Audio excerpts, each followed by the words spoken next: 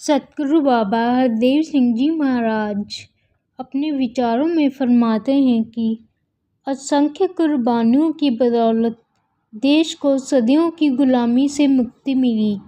आज ज़रूरत है कि इस आज़ादी को बरकरार रखा जाए।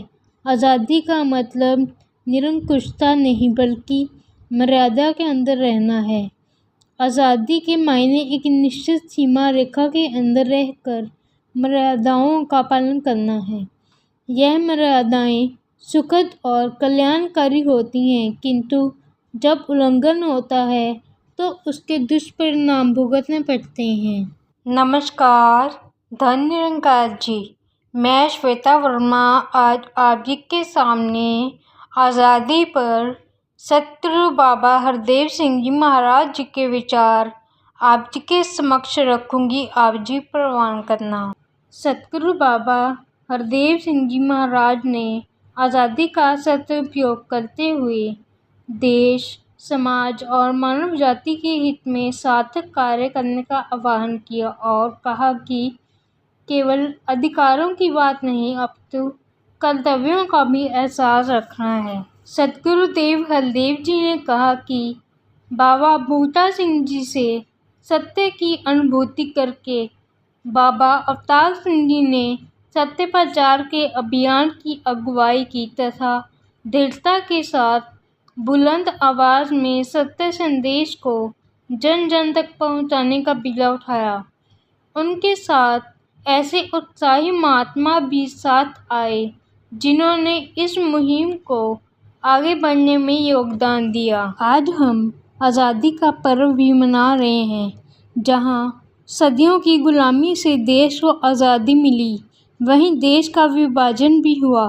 विभाजन से पहले सत्य प्रचार की मुहिम आरंभ हो गई थी।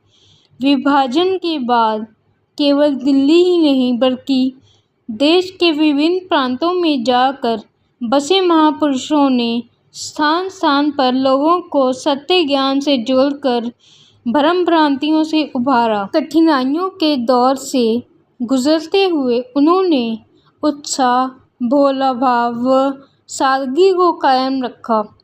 तप त्याग के साथ संसार को सुंदर रूप देने में योगदान दिया।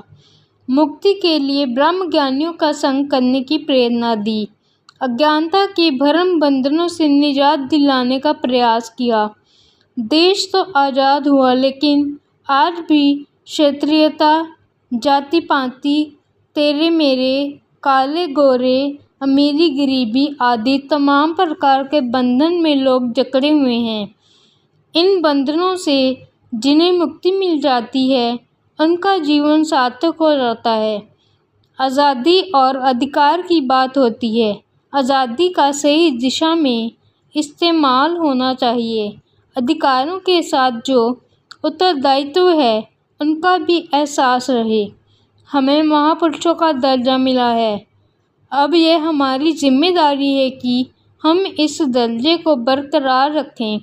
अगर इस पहलू की अनदेखी की जा रही है तो हम फिर बंधनों में ही हैं।